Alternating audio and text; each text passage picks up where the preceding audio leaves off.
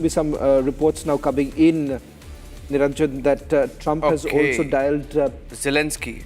President Zelenskyy. And that's the big news coming in. In fact, this was a promise that was made by the US president. In fact, he had said that following this meeting, he would basically push for a trilateral meeting to take place. The trilateral, which would essentially mean President Zelenskyy also on the negotiating table.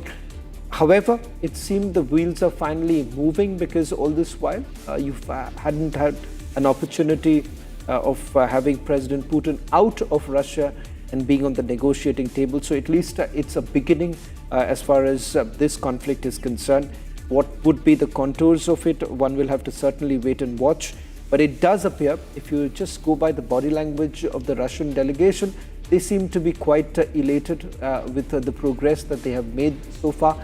And I believe they're quite steadfast on their demands that they have made. For them right now, the bigger concern are the business ties. In fact, we are being told that there's some movement coming in. Steve Witkoff, Trump's envoy to the Middle East and advisor on Russia, he has just taken the seat on your screens. The Russian, I think those are the Russian diplomats. Just a short while back, you've had Steve Witkoff. Okay, so the, two more meetings. There are multiple calls that are being made right now. It seems that the other stakeholders are now being taken on board. So there you have Steve Witkoff also now inside the room. He has ignored the questions that have been asked to him about how the meeting went in. But interestingly, also there's another point that I would like to make, Niranjan. The photo op, the backdrop of the photo op was pursuing peace. So it's for President Trump right now, all of it basically moving towards one direction.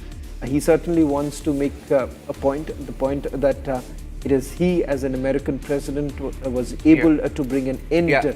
That's the front seat, Shravan. In the front seat, the delegation which was part of the talks, the closed-door talks, the 3-on-3 format, the 4-on-4 format, whatever that was, the US and Russian delegations from both sides seated in the front. Another important, Lavrov in the front row there. There's something that's certainly happening, because Steve Witkoff, who was inside the press conference room, has just left the room again. And so it's perhaps sort of indicative of last-minute changes or last-minute negotiations that could be on, because you have these calls that are now being made. They're back inside. Rubio and Witkoff so it remains to be seen whether at all these calls that the United States of America is making to the European stakeholders, whether at all this is in the presence of the Russians or this is separate. We'll have to wait and watch. But if it is happening in the presence of the Russians, that too, I would say it's a huge development, keeping in mind because it hasn't happened since the time the war began in the year 2022. Some more development taking place. Secretary of State Marco Rubio, as well as Special Envoy Witkoff, has entered the press conference room. But I'm told that Nick is reporting, saying that there was a